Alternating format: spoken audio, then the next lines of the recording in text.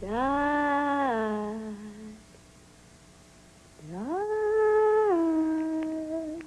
Yeah. What are you doing? Nothing. Oh, you sure? I look so sad. Come on. I don't want to talk about it. Is it Tess? Yeah. I know I shouldn't be, but I am. I feel so guilty. Here I am, and she's in the hospital.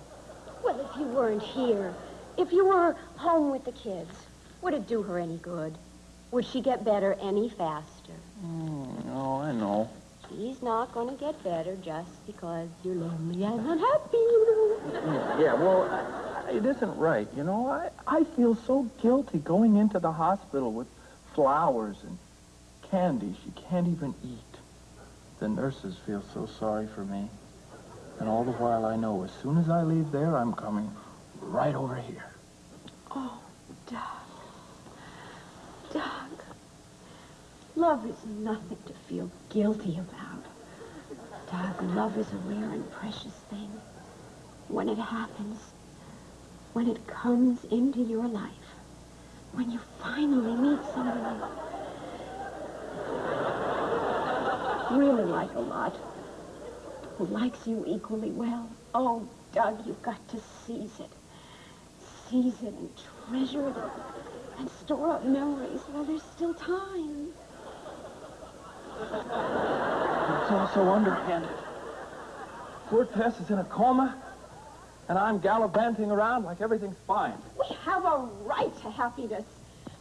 Every philosophy worth its salt agrees with that. Doug, it's in the Constitution. It's human nature. We should glory in it. But I just keep seeing that dear, sweet, bandaged head. All those G-tubes sticking in her. She's not having any fun, Maxine. Wrong, Doug. Wrong. Of course, you sympathize with her.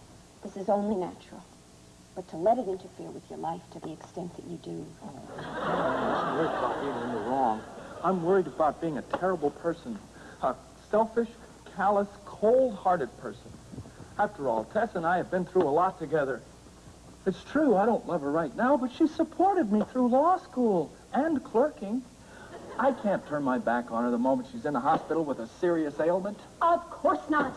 Don't I want you to go see her? Who picks out the flowers?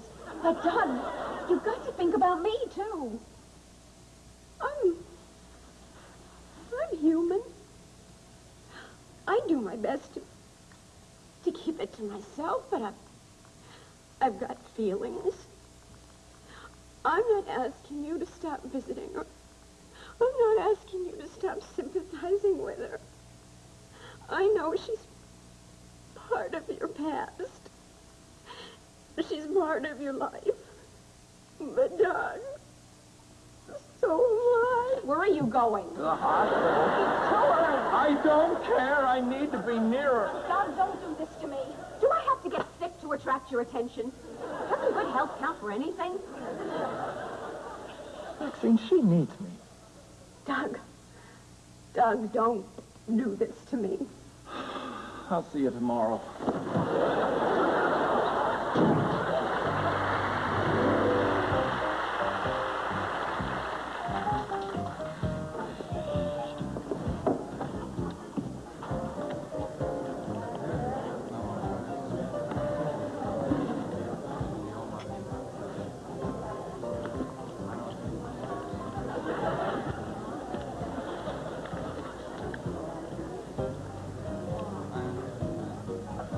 Watson? Mr. Brad Watson? Uh-huh. I'm the person who phoned you. I hope I haven't kept you waiting. Forget about it. You want a drink? Yes. Yes, I would. A martini, dry. The lady will have a martini. Yes, very dry. Very dry. Hey, don't forget, I said dry. I suppose you're wondering why I phoned you, Mr. Watson, and why I wanted us to meet here and not at your office. Yeah. I'm afraid I require your services, Mr. Watson. What's on your mind, Mrs. I want... It's about my husband. I want you to investigate his affairs. Oh, what exactly would I be investigating? I think my husband is dating another woman. I want you to find out who she is. Any evidence? Any leads? Any clues? Nothing. That's why I need you, Mr. Watson. Well, how do you know this, then? Oh. It's his attitude, Mr. Watson. He ignores me. He comes home, gives me a vacant stare, and rolls over and plays dead. Thank you. What I am trying to say, Mr. Watson, is that the honeymoon is very much over, and I have been lost in the shuffle. Rather, left out in the cold. Is that right? Yeah. I want to know who she is. Hey, how do you know it's anybody? Oh, why is he so cruelly happy? Why does he come home looking so self-satisfied with no adequate explanation? Why? I don't know. Have you talked to him? Of course, I've questioned him. But he just makes some excuse to keep me off balance. And when I press him, he tells me I'm suffering from paranoid delusions and that he's as faithful to me as a judge. I want you to find them together, Mr. Watson. And I want you to take color photographs. Color? I need some facts, Mrs. Mrs. Mary Burns, wife of Dr. John Burns. Please, Mr. Watson, I want this kept as anonymous as possible. Your husband practice in this town?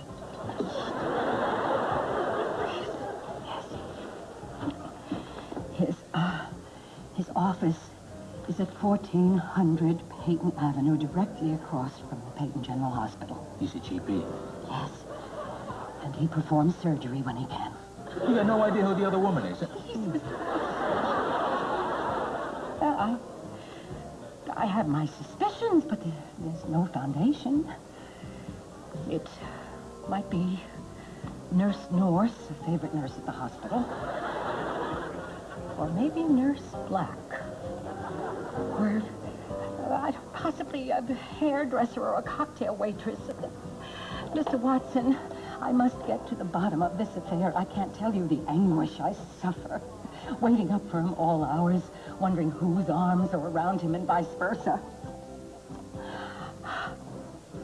I've given him the best years of my life, Mr. Watson, and they are not going to return. You going for a divorce action? I don't know. You see, I still love him. Despite his vagaries and caprices, I love him with all of me. Sucker's had other affairs, huh? Yes, but never so serious. He used to confine them to business hours, but now he's open for business all night long. Mr. Watson, I want you to catch them together. And I want those photographs. Color? And I want to confront him with that evidence and see what he has to say. I am tired of his lies and prevarications and lame excuses. I want something that he can't worm out of. I'll do anything to keep my husband, Mr. Watson. I'll climb any mountain, swim any sea. I hope I can count on your discretion. I'll do what I can, Mrs. Burns. Thank you. And please, I don't want my name bruited about. I want this kept confidential in the extreme. Don't you worry. Adieu, Mr. Watson. I place my fate in your hands. Don't disappoint me.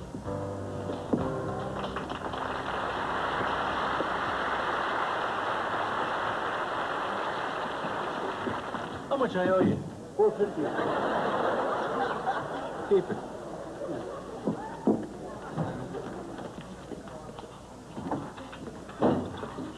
How's Brad? Everything fine with you two? Oh, yes. Oh, Maxine, thanks to you, everything is wonderful. We owe you such a debt. What do you mean? Well, I took your advice. I tested Brad. I tested his love for me, and he passed with flying colors. I told him I'd lost all my money, and it didn't make any difference to him at all. Did he believe you? Oh, yes. Oh, absolutely. Of course, he was upset about the money, all right. But it didn't change the way he felt about me. Thanks to you and your test, I know Brad loves me for myself. Really? Oh, I can't tell you how happy I am. Oh, it's such a weight off my mind. I sleep better. Everything is better. I just feel younger and rejuvenated and carefree and happy as a blue jay. How have you been? All right. Anything I can do? I'm afraid there's nothing anyone can do. What would you like? Coffee. How's Tess? Is she getting any better or any worse?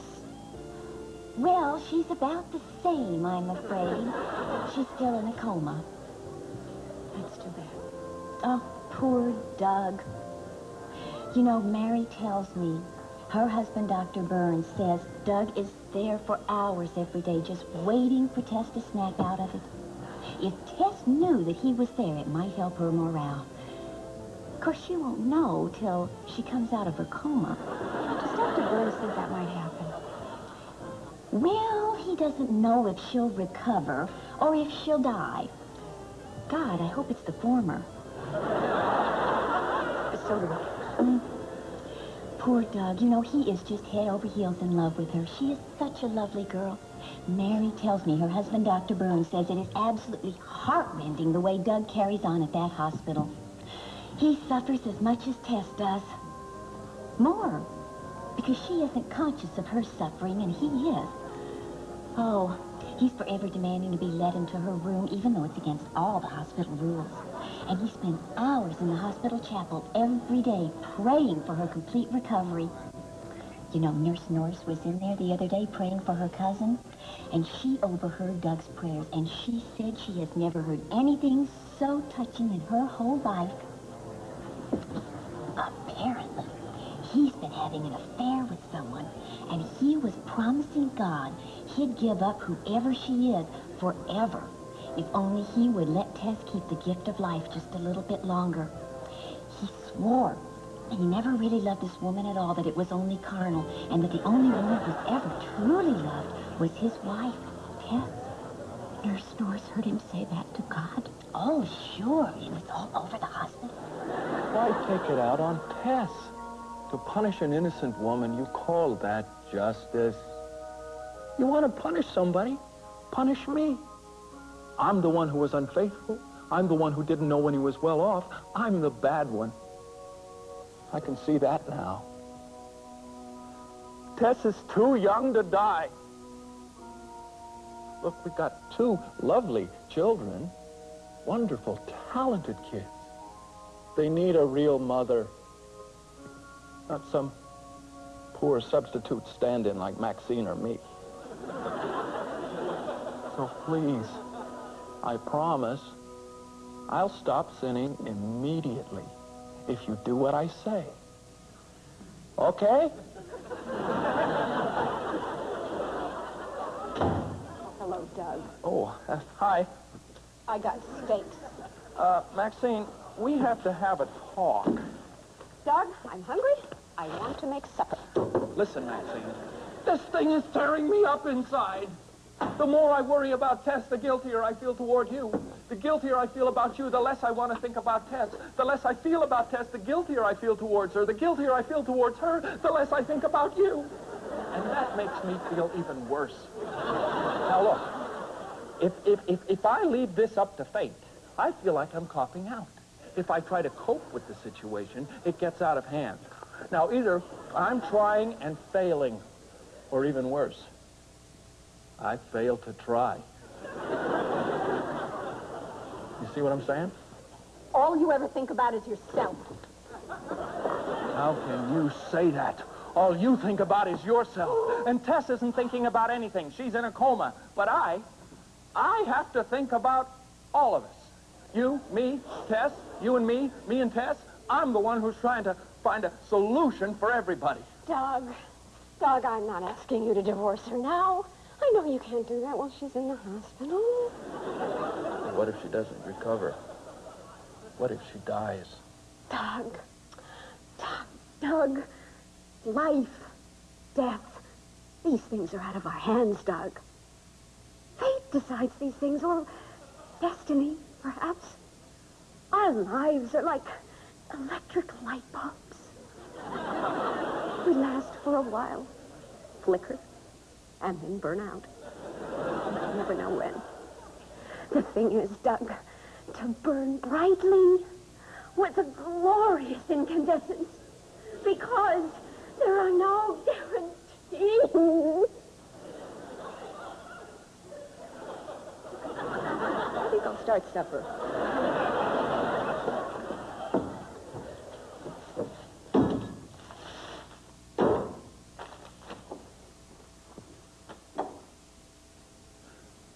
What if she doesn't get better and doesn't die either?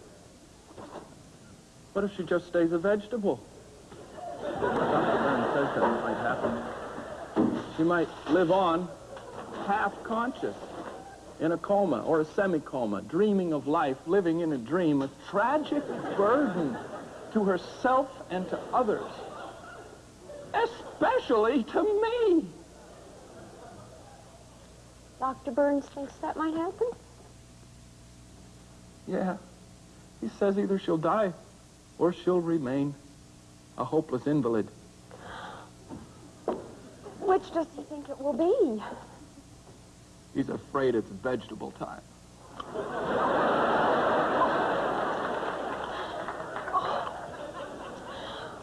Oh, Doc. But I believe she's going to recover all her faculties. Does Dr. Burns think that's possible? No, but I do. I can't believe that life would do that to Tess. I believe that there's a force in the universe that sort of meters out justice evenly. The hand may slip, be a little late in coming, but it's there. Now the hand is late for Tess, but it's coming. I can feel it. Doug, what if the hand doesn't come? What happens then?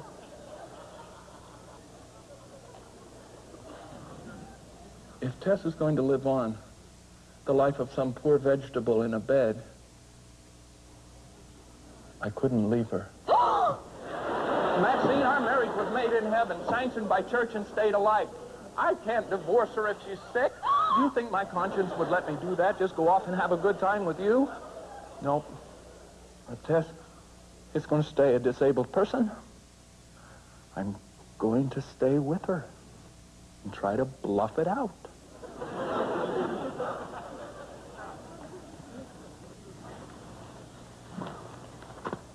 What's for supper?